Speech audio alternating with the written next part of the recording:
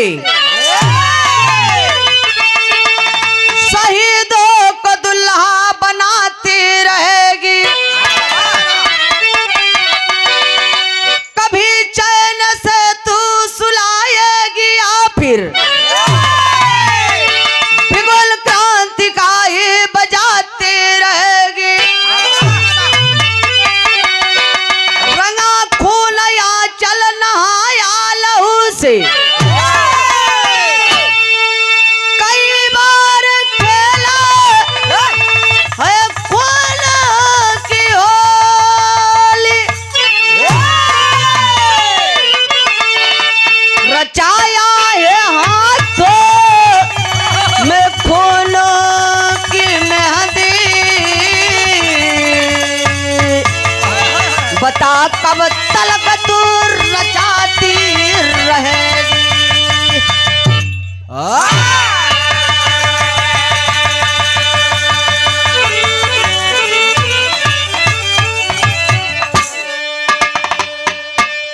ए बाबू गौर करेंगे,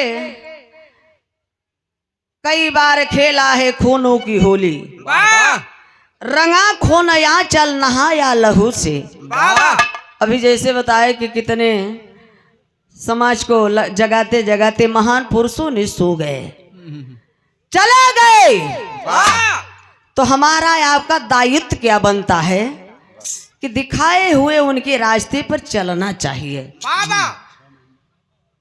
लेकिन हमार बहुजन का लोग कुंभकर्ण का भी बाप हुई गवा बाटन। कैसे? कुंभकर्ण बेचारा तो 6 साल 6 महीना सोवे और 6 महीना जागे, लेकिन हमार बहुजन समाज 6 महीना तक सोए, एकरे बाद जब 14 अप्रैल आए तब जाग जही, फिर एकरे बाद सोई जही। साल भर हमार बहुजन सोवत। कुंभकर्ण का बाप हो गवा है, इतना राजा हो गवा है, तब काहे संगठन बनावत है, तब काहे पार्टियां बनावत है, काहे बदे तब लड़ाई लड़त है, काहे बदे मिशन चलावत है। ए बाबू जागिए, जागने की जरूरत है। जिसने समाज के लिए रात रात बैठ कर के जागते थे, जगाने के लिए समाज को बाबा साहब ने जागा। और एक पंडित जी ब्राह्मण कहते हैं कि अम्बेडकर साहब आप सोते नहीं हैं, रात भर जगे रहते हैं, हम लोग तो सोते हैं। तो बाबा साहब ने कहा कि आपका समाज जग गया है, इसलिए आप सो रहे हैं, मेरा समाज सोया है, इसलिए हम जग रहे हैं समाज को जगाने के लिए। तो गौर करेंगे बाबूजी, दिखाए हुए उनके रास्ते पे चलना चाहिए, तभी तो मिशन पूरा होगा, नहीं तो अधूरा ही रह जाएगा। गीत धुन तरज छड़ी के आनंद है। भाव पर गौर करेंगे, गजल का भाव लग गया मास्टर।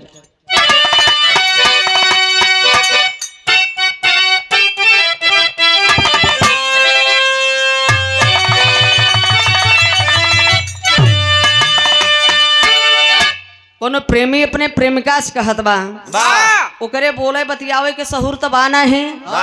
अच्छा, तब ब्याहे के पहले जे प्यार कैले हुई, बड़ा बाइक पर बैठाए के रेस्टोरेंट मऊ ले आजमगढ़ बनारस खूब घुमावत होए,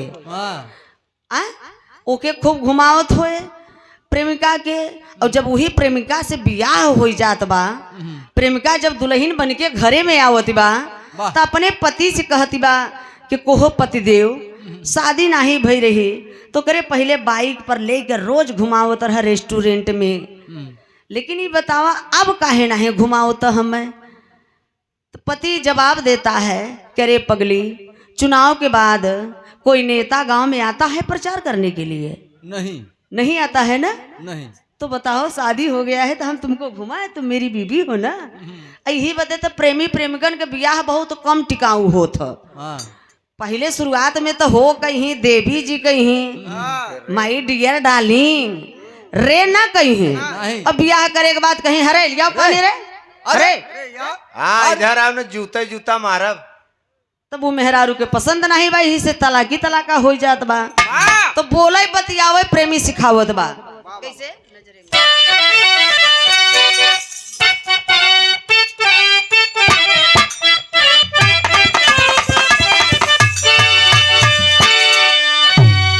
नजरे में नजरे मिला मिला नजरे मिला मिला के मुस्कुराइए गया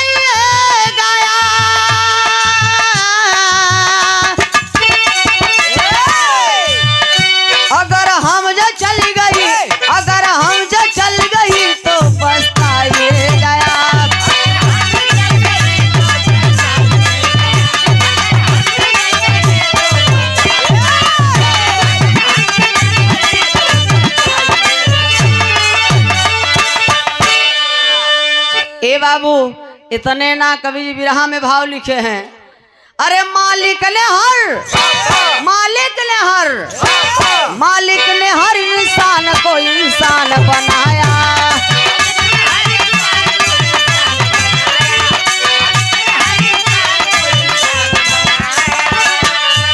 मालिक ने हर इंसान को इंसान बनाया।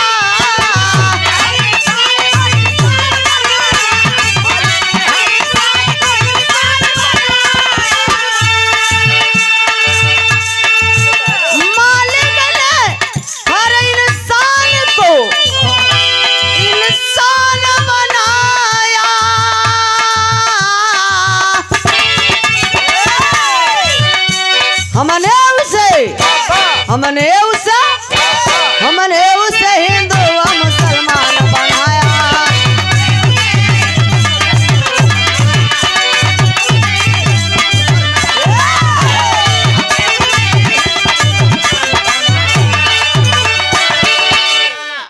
मालिक ने हर इंसान को इंसान बनाया, हमने उसे हिंदू और मुसलमान बनाया।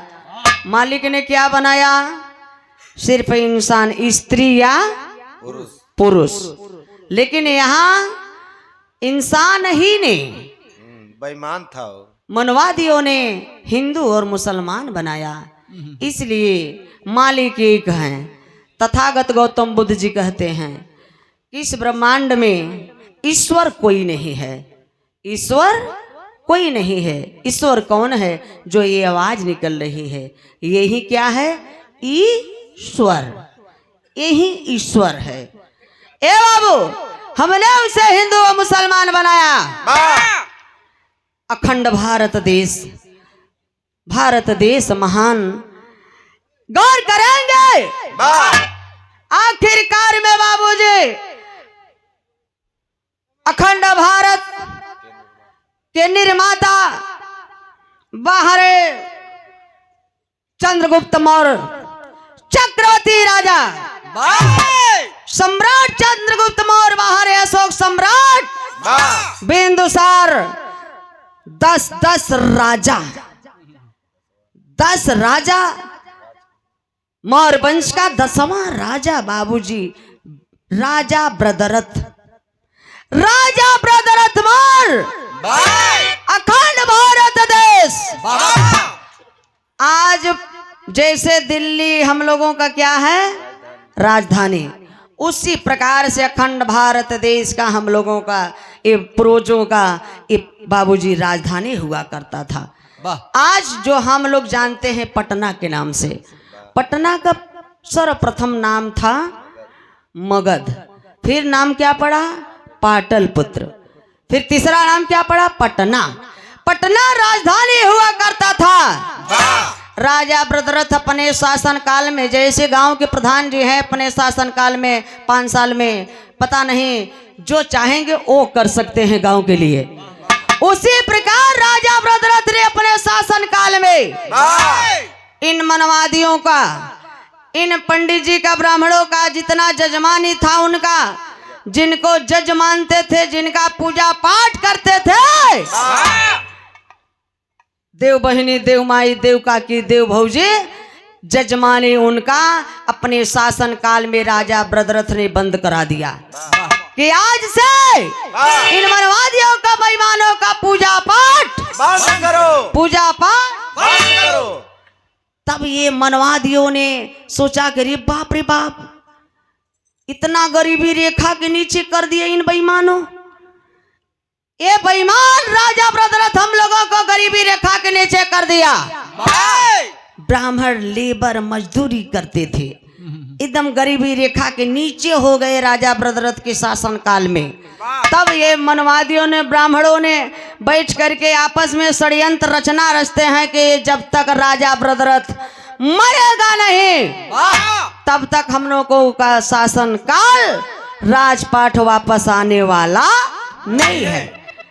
ए बाबू, देखें आखिरकार में राजा ब्रदरथ को मारने के लिए इन मनवादियों ने षड्यंत्र रचना रचते हैं। महेंद्र बड़े भाई जी की ओर से करेंगे बाबूजी। इन मनवादियों ने षड्यंत्र रचना रचा। क्या रचना रचे मास्टर? गीत की लाइन बा।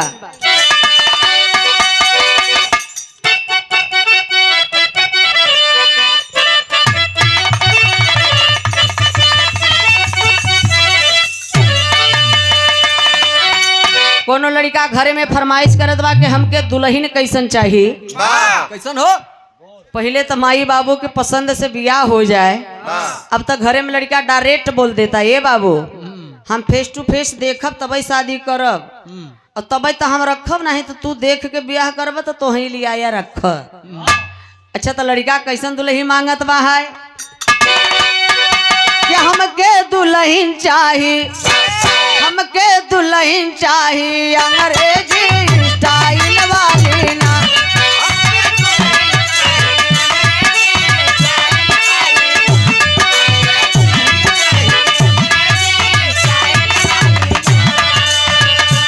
हमके दुल्हन चाहिए अंग्रेजी स्टाइल वाली ना। एकदम लपकौआ, एकदम लपकौआ, झपकौआ और मोबाइल वाली ना।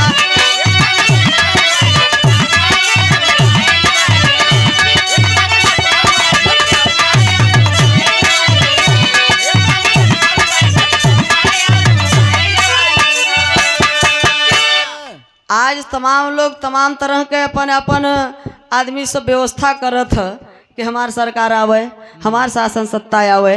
उसी प्रकार ये बेईमान मनवादियों ब्राह्मणों ने षड्यंत्र रचना रचते हैं क्या कि हमके शासन चाहिए, हमके शासन चाहिए ब्राह्मण राज खानदानी वाली ना।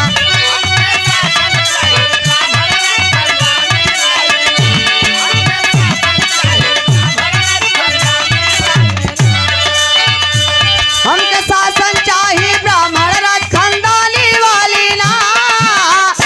मौर्य वंशनाशो, मौर्य वंशनाशो, बौद्ध धर्म बदनामी वाली ना।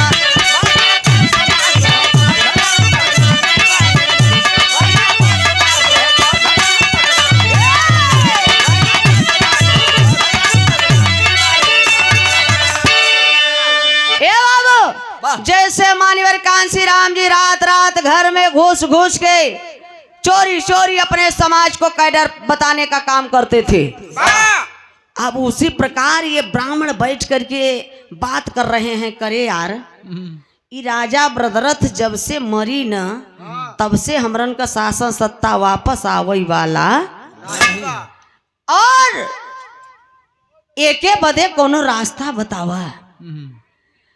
बौद्ध धर्म को बदनाम करने के लिए, तहस नहस करने के लिए, और राजा ब्रदरथ को मारने के लिए कौन रास्ता बा? आपस में बतियावथन कथन। हाँ यार, एक बात याद आई गई, एक रास्ता बा, सिर्फ एक रास्ता। वाह, कौन? राजा ब्रदरथ के मारे बदे ओकर अब बियाह नहीं भवा, और हम लोग, आप, मेरा बहुजन, मेरा समाज दुर्ग विजय एक रास्ता है राजा ब्रदरथ को मारने के लिए। हम आप जिनको भगवान राम कहते हैं वो भगवान राम नहीं है बाबूजी। हम लोग राम जिनको कहते हैं, जिनका पूजा पाठ करते हैं, वो राम नहीं है, वो पुष्यमित्र शुंग है। जात का वो ब्राह्मण, चीन का रहने वाला। आज भी चीन वाले तुंग झुंग मुंग लिखते हैं। ए बाबू, तो ये राजा ब्रदरथ को मारने के लिए एक ही रास्ता है।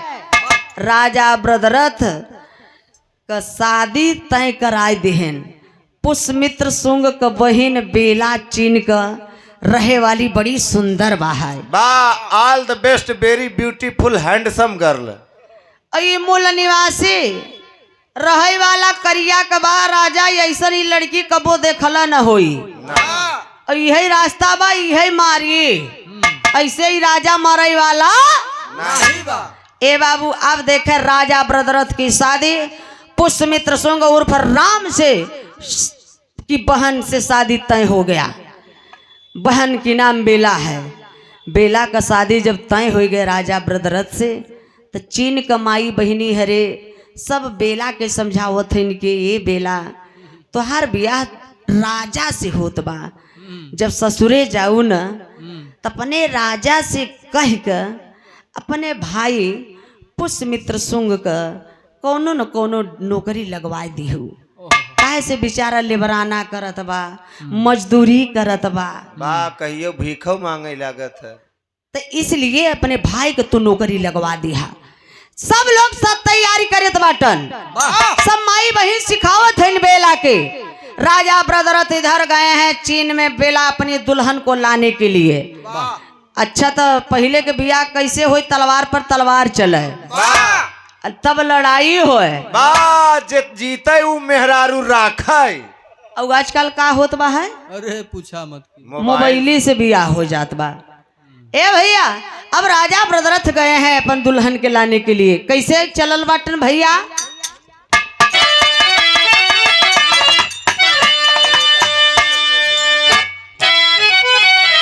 आई रे दादा बदल गई दुनिया, आई रे दादा बदल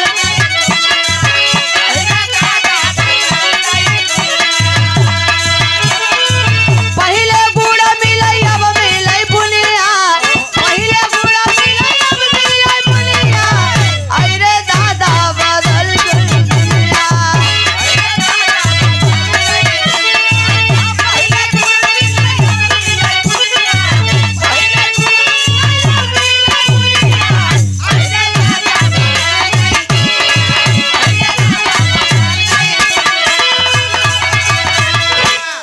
पहले गुड़ मिले, पुरनिया लोग जानत हैं दुगारे पर अगर गर्मी के महीना में चला जाए के देसी गुड़ और एक लोटा पानी मिल जाए ना तो पी लें तो पेटे में ठंडई आ जाए, ताकत मिल जाए, आयरन। और आप जगह दुआरे चला जाए, अगर छेना रसगुल्ला नहीं मिला तो गरियौता यही के मारे हटावा सरवा के तो कुछ है यही नहीं रहा। बाग मर्दवा कुछ ना खेले। पहले का पुरनिया देखा शरीर बनी बा है, महुआ मटर खाए और शौचालय 2 किलोमीटर जाए, 4 बजे उठ के लोटा में पानी लेकर। अब भोजन कैसे करें? छिपाई के करें घरे के अंदर। और अब तवन शौचालय कहाँ होत बा? घरे के अंदर। शौचालय घरे के अंदर होत बा, और भोजन कहाँ होत बा? बाहर। बाहर। ए भैया, कितना जमाना बदल गया। पहले का जब बारात आ जाए, माई बहनी हरे मिल के अड़ोसी पड़ोसी पूरी बेले खाना बनावे, तब बरतिया खाए, और नाचे वाले कहाँ से आवे? बाहर से। बाहर से। अब तो न घरे के मनई सब नाचत हैं, और खाना बनावे वाले कहाँ से आवत हैं? बाहर से। बाहर से। घरतिया अपने में झगड़ा कैले थे दारू पी के हम अब है नहीं नाचे है, ये गाना या और बजाओ ना तो जीजे हम फोड़ देबे। मुर्गा खात संझा सवेरे बासु खाई लेब, एको बेरी नहा था जा, लेकिन बाऊ के फूके चला जाब, गंगा जी नहाब, फिर घरे आई के हाथ गोड़ धोब। पवित्र हो गवा, पवित्र बा है। बाबू पैदा करने से ज्यादा अपवित्र हैं सबसे। अच्छा, तो कवि जी भाव लिखे हैं, दुल्हन का दुल्हा कैसन मिला बा है? आई रे दादा भतार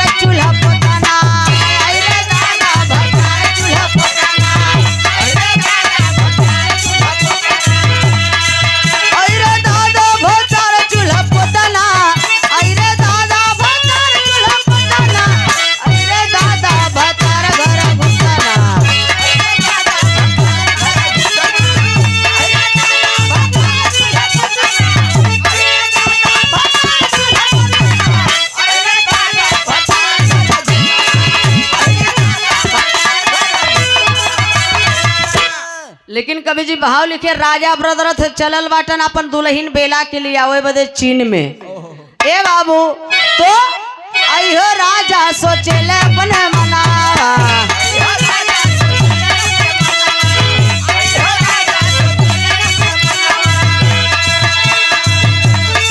घरवा में हमर यही है जननवा, घरवा में हमर यही है जननवा, अयो राजा सोचले अपना मनावा।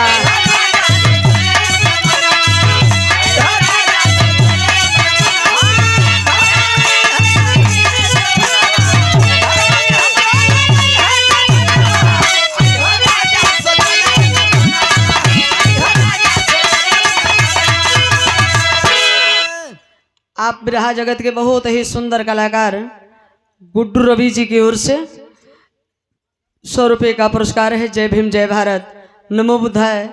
मैं बिंदवासिनी से कामना करत है कि आप अपने कला में कामयाब रहें। हमने दे का सकीला वह घूम घूम खुद ही मांगत है। वाह, वैसो भारत का सबसे बड़की भिखारी नापई है। महेंद्र भारती जी की ओर से करत है। आप चीन से बेला दुल्हन के लेके अइलन घरे। जब घरे लेके अइलन तो ब्याहे के बाद हर इंसान के जिंदगी में वो पहली रात आवेले, वाह, गोल्डन नाइट। अरे मर्दवा यहाँ इंग्लिश से सब पीएचडी के नहीं बैठा, हिंदी में बताओ। मतलब सुहाग वाली रात। भाई कब आवले? अपने बाबू से पूछ लिया। सुहाग वाली राती में जब रानी, अरे बाप रे बाप, पलंग पे अरमान सजाए के घूंघट काढ़ के बैठी बाड़ी। अरे बाप रे बाप, राजा जौने समय पहुंचे न, एक पैर उठा के जैसे पलंग पे रखत बाटन, 1 मिनट बदे मान ला बेडरूम है। वाह, एक तकिया मान ले, एक गद्दा। दुल्हन के घूंघट उठावत बाटन। राजा ब्रदरथ एह बले खोदें तो एह बले छनक, एह बले खोदें तो एह बले कह, घूंघट खोलते ना बाटिन रानी। वाह, सात समुंदर जाया नहीं पावत है बेचारू। अब रानी की तो बतिया याद बाहाय। अब सुहाग वाली राती में राजा कथन, अरे पगली, आज इतनी अच्छी रात है, सुहाग वाली रात है। हाउ प्लीजेंट वेदर इज। हर पति अपनी पत्नी को गिफ्ट देते हैं। पगली आज मांग लो रे, क्यों नाराज हो? जो मांगना हो मांग लो, नाराज मत हो। रानी कहता सही राजा, जोन मांगब देबा। राजा कहे हाँ रे पगली, अरे मैं राजा हूँ, आदेश तो करो, तुरंत तुमको मिलेगा वो गिफ्ट। रानी मांगत बा, लेकिन कहत बा ये राजा तू कसम खा पहले कि हम देबई, हम जौन चीज मांगब।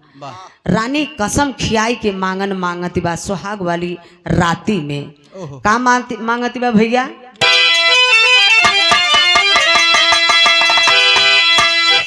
आदरणीय ओम प्रकाश जी करहा की धरती से 50 रुपये का पुरस्कार है। जय भीम जय भारत। लेकिन देखा है मांगन मांगत का बा।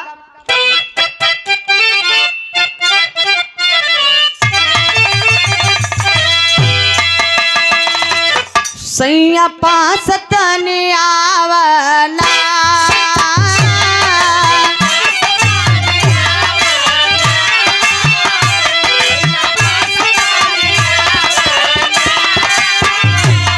कने हमसे बतियावना।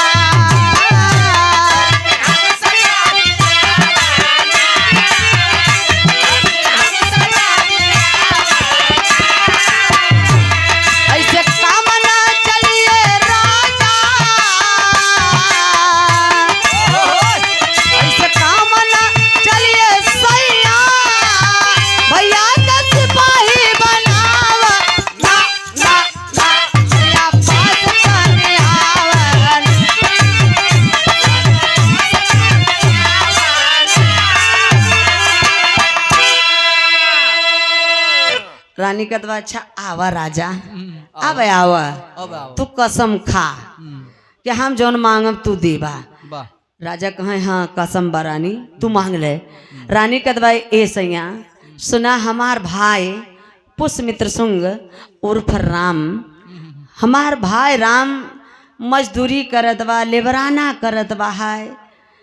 ई बतावा कितनी बड़ी बेइज्जती होत बा। आप राजा, जेकर जीजा राजा ओकर सार भीख मांगे, कितनी शर्म की बात। जेकर बहिन अंदर ओकर भाई सिकंदर, कितनी शर्म की बात है। इसलिए राजा हमरे भैया के कोनो नौकरी लगवाई दा। राजा बोले कि बुलाओ रानी। अब राजा के का पता बा कि दाल में काला बा, राजा को नहीं पता है बाबू, पूरी दाल ही काली रही। लेकिन रानी कहिन के राजा इहे हमार तोह से मांगन बा। तब राजा कहे पगली इतनी छोटी सी चीज मांग रही हो, बुलाओ अपने भाई को। बेला अपने भाई पुष्यमित्र सुंग को चीन से बुलवाने का काम करती है, बुलवा लेती है। तब राजा ब्रदरथ अपने सार पुष्यमित्र सुंग को सिपाही में भर्ती कर दिए, सिपाही में भर्ती कर दिए। तब धीरे धीरे धीरे धीरे प्रमोशन हो गवा। प्रमोशन का भवा, सिपाही से सेनापति के पद पे हो गया पुष्यमित्र सुंग। अरे यार, जे पुष्यमित्र सुंग जब सिपाही पद से जे सेनापति बन गया, एकदम मनमाना घर जाना काम करे लगे। अपने जीजा राजा ब्रदरथ के चोरी से जितना सेना थे मूल निवासी का सेना कम थे। जैसे शर्मा बर्मा यहिर गडेरिया चमार मुसहर पासी मूल निवासी, उसमें सेना बहुत कम थे। लेकिन ये बेईमान पुष्यमित्र सुंग उसमें इतना सेना भर दिया, इतना सेना ब्राह्मण के लड़कों को भर दिया राजा ब्रदरथ की चोरी चोरी। जब ये किसी गुप्तचर द्वारा पता चला राजा ब्रदरथ को, राजा ब्रदरथ बुलवाए पुष्यमित्र सुंग को, बोले कि सर इधर सार है तो सारे नियर रहा, ढेर कहीं ऐठा मत। नहीं तोरे बहनी छोड़ दे। के कहत है? ब्रदरथ कहत है। अच्छा, पुष्यमित्र सुंग। राजा ब्रदरथ कहे कि सार राम ढेर कहीं ऐठा मत। लेकिन ये हर बेईमान देखते हैं, ये पुष्यमित्र सुंग आज भी बौद्ध धर्म वाले जो देखते हैं कपार उपार छिलवा के और वो वस्त्र पहन करके मंदिर में जैसे हुआ करते थे। पूरे देश में हमारे जितना बड़े बड़े मंदिर हैं, उस मंदिर में बुद्ध भगवान का मूर्ति हुआ करता था। उस मंदिर को राम या तो फिर बौद्ध विहार कहा जाता था। तो ये सेनापति के पद पे जब हो गया पुष्यमित्र सुंग, ए बाबू आखिरकार में ब्राह्मण के अपन सेना धीरे धीरे तैयार करता है, अस्त्र शस्त्र ले करके हर मंदिरों में बैठाने का काम करता है, बैठाने का काम करता है राजा ब्रदरथ को मारने के लिए। आखिरकार में इतने ना जासूस द्वारा जब राजा ब्रदरथ को पता चला, बुला करके पुष्यमित्र सुंग को डांटने लगे, कहे कि सर भाग जाओ, चले जाओ यहाँ से चीन, जाओ, हमारे पास तुम्हारे लिए कोई जगह नहीं है। अरे बाप रे बाप, पुष्यमित्र सुंग भैया क्षमा ना मांगत बा राजा से। भैया का संतिर बहिनिये बेला झमझमाए के जाए के पैरवा पकड़ के लटक गई। कतबा ये राजा, राजा उसार तोहार लहुरा महुरा सार है, एक गलती कई दे तो ओके क्षमा कई दा, माफ कई दा, अब फिर दोबारा ऐसा गलती ना करी। ए बाबू, आखिरकार में इतना ही नहीं, राजा रानी की बात सुनकर के दोबारा पुष्यमित्र सुंग को सेनापति के पद पे जब रख दिए, तो धीरे धीरे धीरे धीरे धीरे धीरे समय बीतता गया। यही बीच में अचानक एक दिन बाबूजी राजा ब्रदरथ के मन में आया कि थोड़ा सा मुआयना कर लें सेना का। सेना का निरीक्षण करने के लिए राजा ब्रदरथ आगे आगे, राजा ब्रदरथ उसके पीछे सेनापति के पद पे पुष्यमित्र सुंग, उसके पीछे और सेना। जैसे धीरे धीरे धीरे धीरे धीरे धीरे राजा ब्रदरथ मुआयना करते करते सेना के बीच में जैसे पहुंचे हैं बाबू, पुष्यमित्र शुंग एक कमीना पीछे से बाबूजी तलवार लेकर के राजा ब्रदरथ का गर्दन उतार देता है। राजा ब्रदरथ का जब गर्दन उतार दिया, जितने बौद्ध धर्मी थे पूरे हमारे देश के लोग सब बाबू रोवत बा, सबके आंखें से आंसू गिरत बा।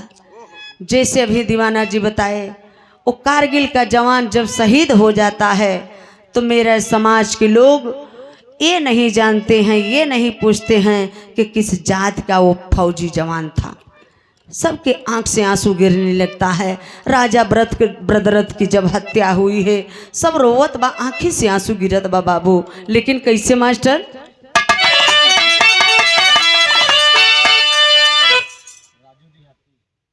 आदरणीय राजू देहाती की ओर से ये देखें 20 रुपए का पुरस्कार है। जय भीम जय भारत नमो बुद्धाय। लेकिन कहनाम बा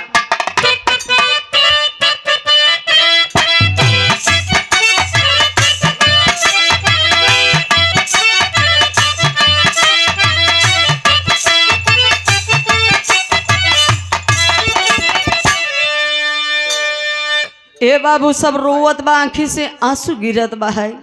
भाव बातरी एक पर्दा पूरे भारत के झरझर बरसे नया नामा हो। पूरे भारत के झरझर बरसे नया नामा हो। ब्रदरथ के सुन के समा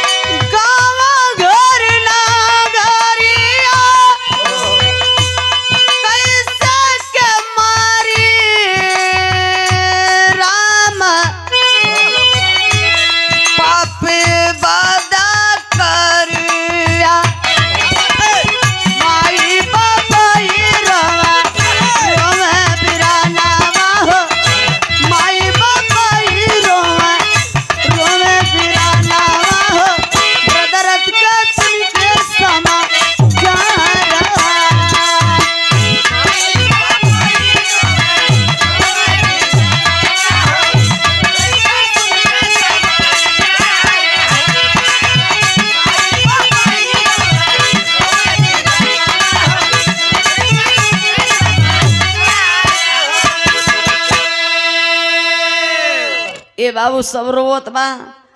जितने बौद्ध धर्मी थे पूरे भारत पूरे देश के हमारे समाज बहुजन के लोगों के आंखें से आंसू गिरत बा। राजा ब्रदरथ की हत्या हो गई, लेकिन बाहर एक कमीना पुष्यमित्र शुंग उर्फ राम, हम राम जिनको कहते हैं, आज तक राम नाम का इस पृथ्वी पर कोई पैदा ही नहीं हुआ है। जो कि ये रामायण बाबूजी जो लिखा गया है दशरथ जातक से रामायण चुरा करके लिखा गया और 31 जातक चुरा करके महाभारत लिखा गया। लगभग 400 के ऊपर रामायण लिखा गया। तो ये राम नाम नहीं है, ये काल्पनिक एक कहानी है। जो बाबू ये पुष्यमित्र शुंग है, आखिरकार में ये कमीना राजा ब्रदरथ का हत्या करके आंख लाल किए, तलवार लिए, घोड़ा पे अंगार है बाबूजी, दौड़ते भागते पुष्यमित्र शुंग आया है घर पे। घर में आइल बाटर राजा के दरबार में भीड़ लगी है बाबू। अब बहनिया बेला कलैया का चुड़िया फोड़ के, मंगिया का सिंदूरवा धोई के बाबूजी रोवत बाटे। माई बहनिया से नुरवा बल्टिया का पनिया से धोवत हईन। बेला रोत बा कि सैया हमार हमके छोड़ के चल गईला। अब वही हमार बात छोड़ द सैया, लेकिन जवन है पेटवा में निसनिया पलत बा सैया, जब पैदा होई तो ये सैया पापा के कही सैया। सब माई बहन समझाओ थे कि बिटिया रोवा मत, ये दुनिया में जे कोई भी आए बा सबके एक दिन जाए के बा, लेकिन पगली बौरहिया बाहरे सुहागन अभागन बन के कलैया के चुड़िया फोड़ के रोई के ऊपर वाले के दोष देती बा। कैसे देश देती बा बाबू?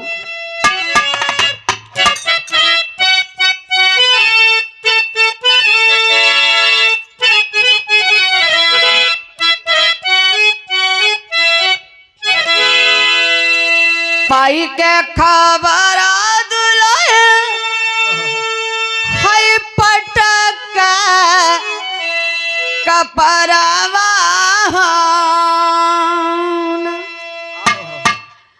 ए विधना गजब गिरवाला बाजरवा। ए सैया ये गजब बजर गिराए देह, कैसे हम रहब सैया? अरे सैया गम के सगारावा में है डूबल बदरवा।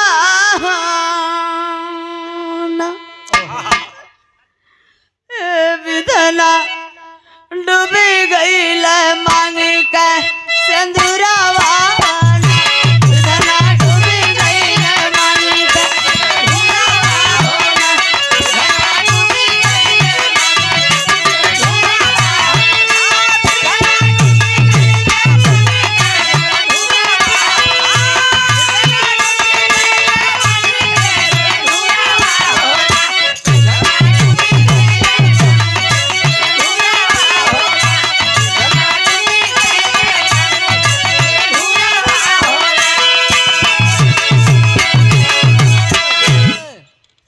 ये सुहागन अभागन के लिए ये भिने भाव पे परम आदरणीय सऊदी अरब गामा प्रसाद करहा मोहम्मदाबाद गोहना के धरती से 100 रुपये का पुरस्कार है। जय भीम जय भारत नमो बुद्धाय। अगर बाबूजी हम असली मूल निवासी असली अगर कैडराइज हैं, हम मिशनरी हैं, तो हमारी दायित्व क्या बनता है? आखिरकार में पगली बौरहिया रोवत बा, एक बात और ऊपर वाले के दोष देत बा कि हे प्रभु हे मालिक, हमके छोड़ के सैया तो चली गईलन, लेकिन एक को रास्ता ना बतेलन, न बोल पौलन न बतिया पौलन। कैसे हम चलब, कैसे जियब, के संहारी? ये बाबू उस समय रोवत बाइन कैसे? कवन आधारा जे अब है के करे सरवा। ए विधना चार ओरिया लौकेला अनरवा। विधना चार ओरिया लौकेला अनरवा।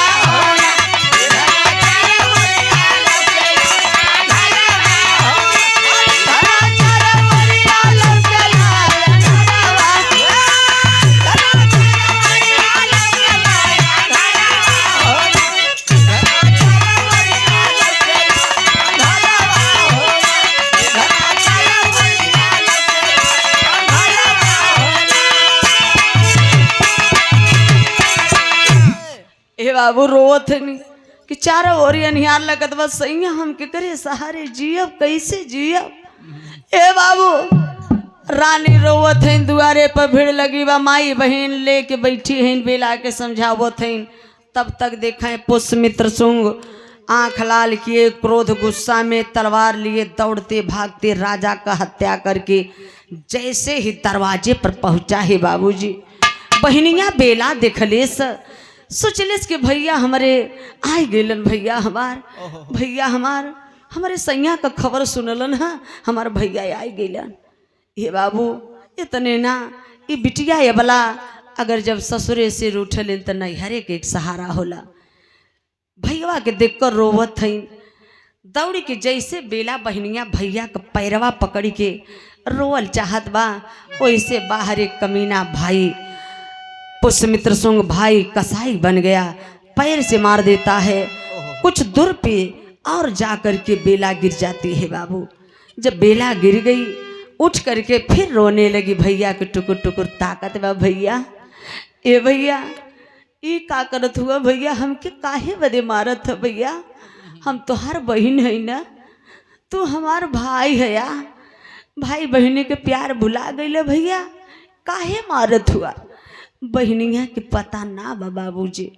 उस समय देखें कमीना भाई कसाई बन के पुष्यमित्र सुंग उर्फ राम करता है कि अपने बहनिया के मारत बा और तलवार लेके बाबूजी पिटवा के चीरत बा है। काहे बदे चीरत बा कि सपवा तो मर गवा बा, लेकिन सपोलवा ये वही जिंदा बा। इहे काला हमारा दुश्मन, काला नाग दुश्मन बन के मेरा पैदा होगा, मेरा काल यही पैदा होगा। तब देखे भाई कसाई बन के बहनिया का पेटवा चीरत बा कमीना। कैसे?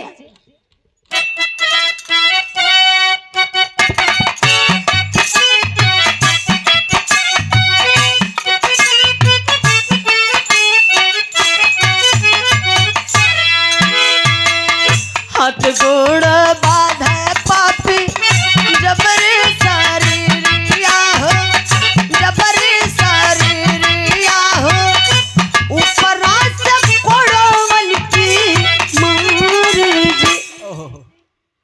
खम्हमा में बांधे पापी जबरी शरीरिया हो, जबरी शरीरिया हो, रुवेला घर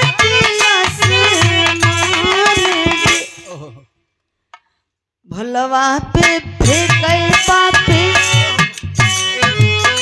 ललके उठाई पापी, भलवा पे रोपई लगले, भलवा पे रोपई लगले, गिरे लयसुआ के धार जी।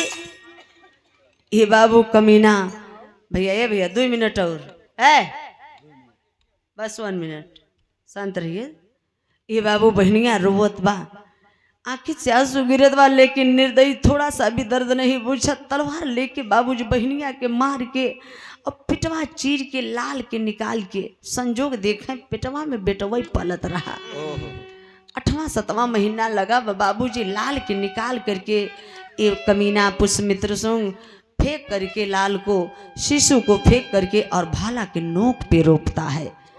भाला के नोकिया पे रोक के बाबूजी जान से मार दिया।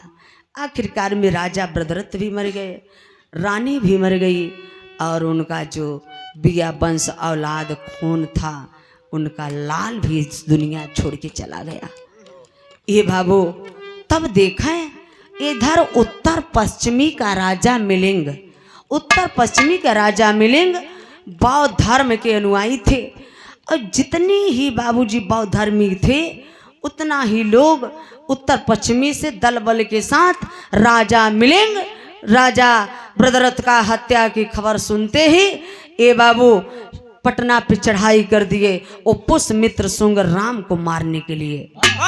जब पटना पे चढ़ाई किए तो जब राजा मिलिंग पटना गए हैं तो पटना के जितने लोकल लोग थे, बौद्ध धर्मी लोग थे, तो वहां सभी लोग मिल करके राजा मिलिंग का साथ देने लगे, सहयोग करने लगे ये राम को मारने के लिए। तब वहां पटना में देखे होता है क्या, कवि जी टेरिक भाव लिखे मास्टर।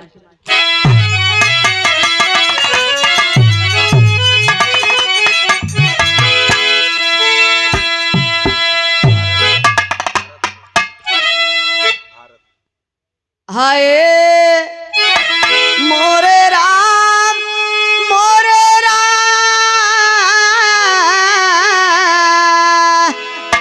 भोले बाबा जोगिया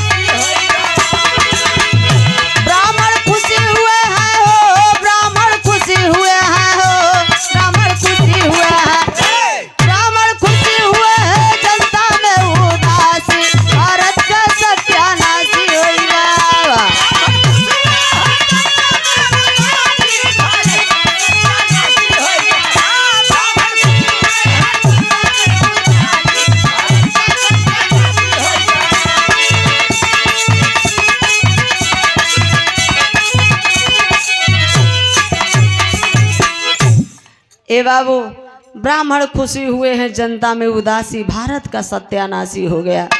आखिरकार में ऐसे ऐसे हमारे जितने महान पुरुष, जितने हम लोगों की समाज के अगुआ बने, लड़ाई लड़े, हक की बात किए, उनको किसी न किसी द्वारा जान से मार दिया गया बाबूजी।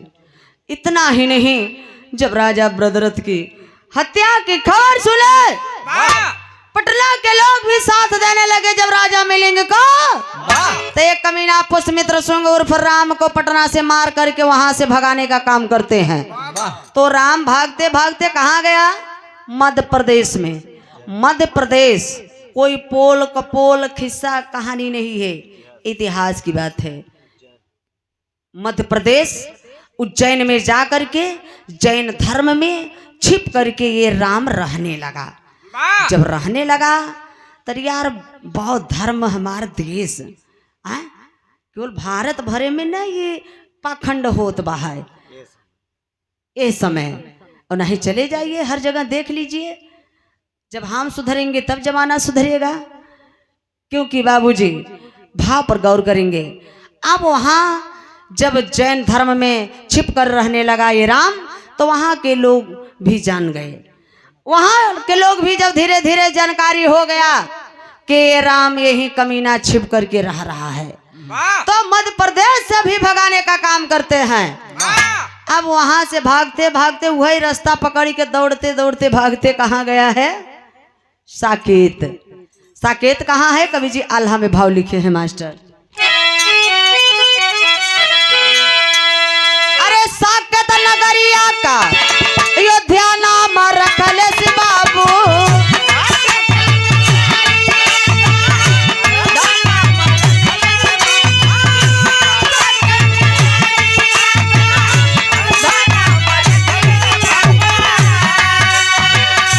अपन राजधानी पापिल हल से रे बना।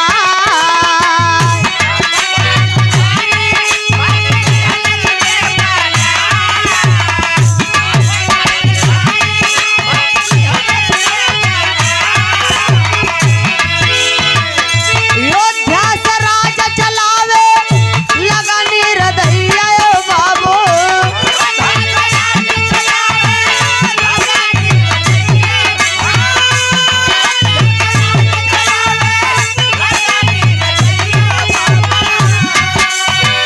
अगवा का बतिया हो सुनाई जहां।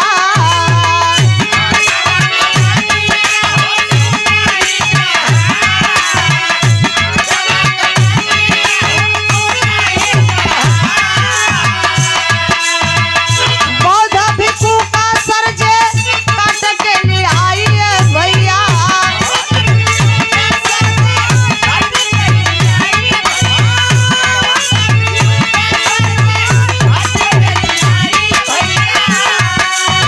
तो सोने सिक्का के इनामावा में बार।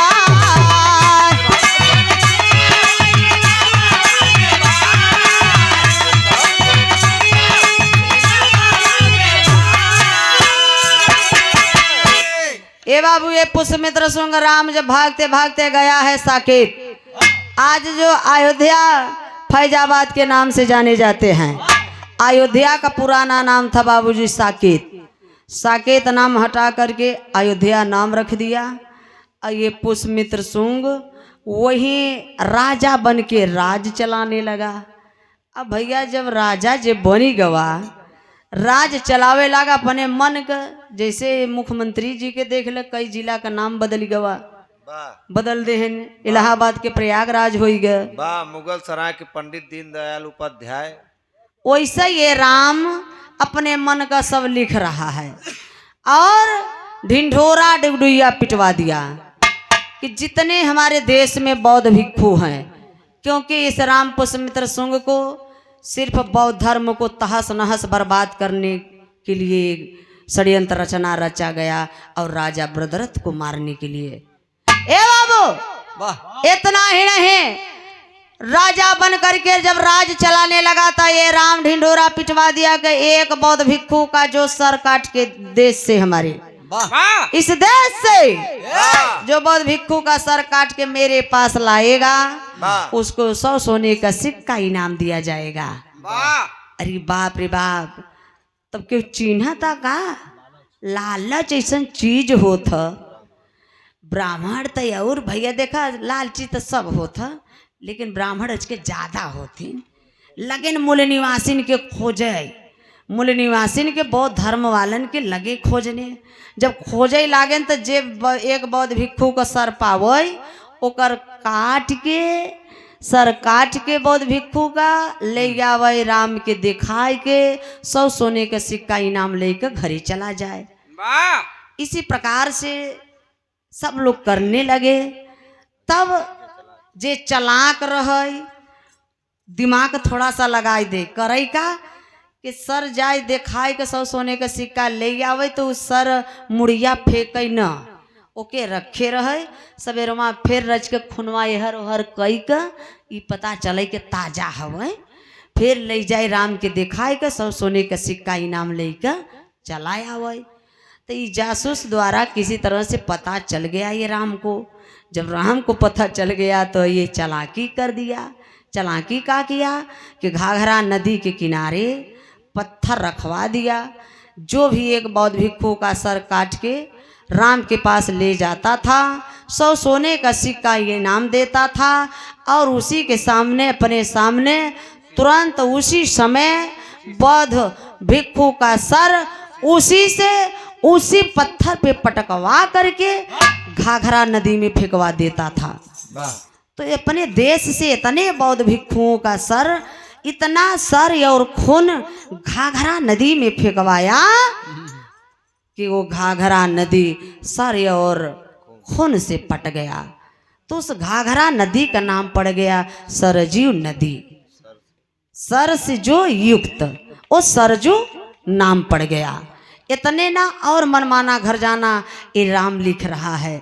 इतना ही नहीं, राम कहते हैं ना ए बाबू मैं नहीं सोचने वाली बात है, ये सिर्फ एक चाहे रामायण हो महाभारत हो, जैसे मंच पर नाटक नौटंकी खेला जाता है, पात्र जैसे होते हैं उसी प्रकार से ये सभी लोग पात्र हैं।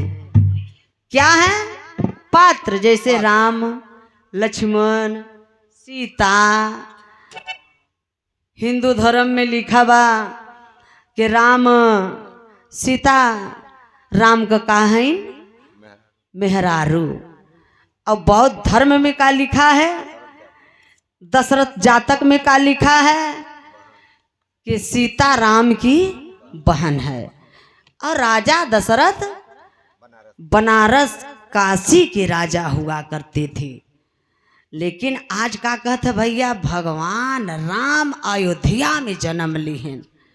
सोचा पुरनिया लोग बैठा है, एक कच्चा घर गिर जाता तवन ने योई का सरवा में कुछ न कुछ खपड़ा उपड़ा निशानी जरूर रहत। चाहे 1000 साल बाद जाए के देख ले। लेकिन कहा था राम जन्म लिए अयोध्या में। अयोध्या में जब राम जन्म लिए ना, राजा जी रहा तो किला इतना बड़ा खंडहर, कुछ तक कुछ निशानी उनमें मिल ही चाहिए। एक जे शौचालय दिखाई दे राम का तो हम 1 लाख रुपया इनाम दे। केवल खुदैया भत बुद्ध भगवान का मूर्ति मिला। तो ये साबित करता है कि वहां वो केंद्र था, व्यवसायिक केंद्र था बौद्ध भिक्षुओं का। तो बाबूजी इतने ना, अब देखें कवि जी आगे भाव लिखे हैं, वही मेरा समाज आज हम लोग क्या करते हैं, जश्न मनाते हैं। मंदिर पे जाते हैं, नारियल को एक जीव मान के फोड़ते हैं ना बाबू।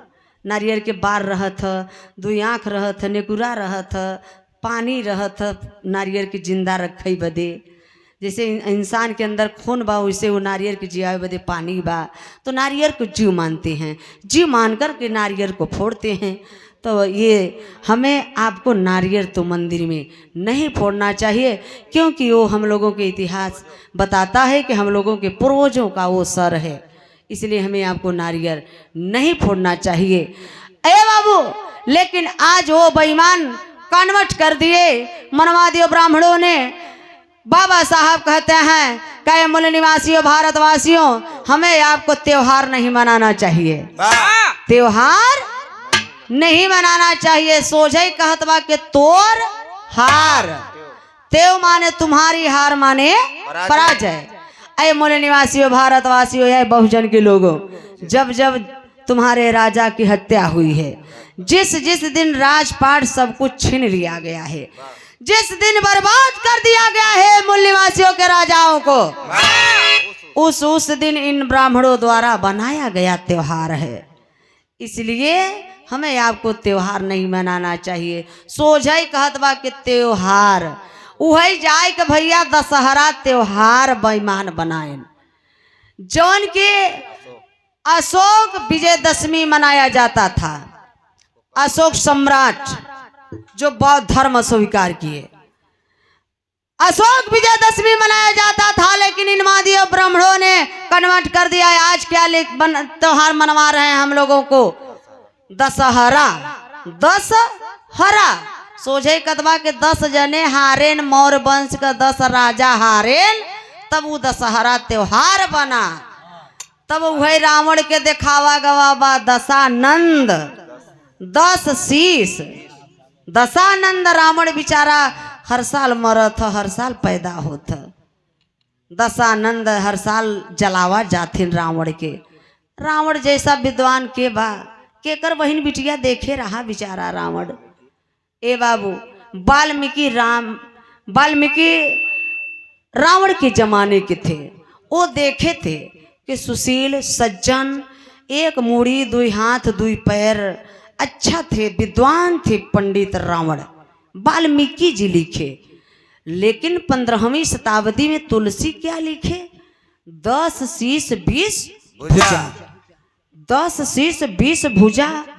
यहाँ एक मूड़ी वाला लड़का पैदा करे में माई बहन दुनिया संसार छोड़ के चली जात हैं, लेकिन बाहरे रावण का माई 10 शीश 20 भुजा वाला पैदा कर दिएस। बात तोहके नाही पता भी तुलसिया ससुरा गरहा ऑपरेशन करे, तब वही पट्टे पैदो हो गया रावण, नहीं तो रावण का माइयो मर जाता है और रावण का तो पता ही नहीं रहता है। बा ससक के मर जाते हैं दोनों। ए भैया, तो वही दशहरा त्योहार ये बनाए। तो राजेंद्र मिस्त्री सरवा की धरती से 50 रुपये जय भीम जय भारत, राजू देहाती जी की ओर से 20 रुपये का पुरस्कार। जय भीम जय भारत, नमो बुद्धाय, जय मूल निवासी। तो कवि जी का नाम भाव लिखे हैं आगे, क्या? रोई मूल निवासी दुखवा कही के अपना, बुद्ध भगवान पूरा कैदा तू सपना।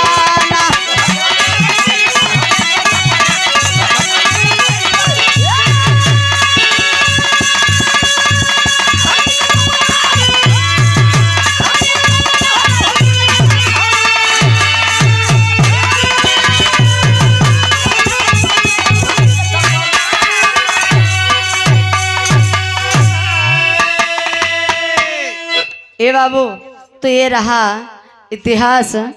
होली, दिवाली, दशहरा, जो कुछ भी बाबूजी हम लोग मनाते हैं, उस दिन हमें आपको जश्न की जगह मातम मनाना चाहिए। जैसे मुसलमान भाई मुहर्रम के दिन मातम मनाते हैं, उसी प्रकार हमें आपको भी मातम मनाना चाहिए, क्योंकि वो जश्न का दिन नहीं है। वो जश्न तो इन बेईमान मनवादियों ब्राह्मणों का जश्न का दिन है, हम लोगों को मातम का दिन है।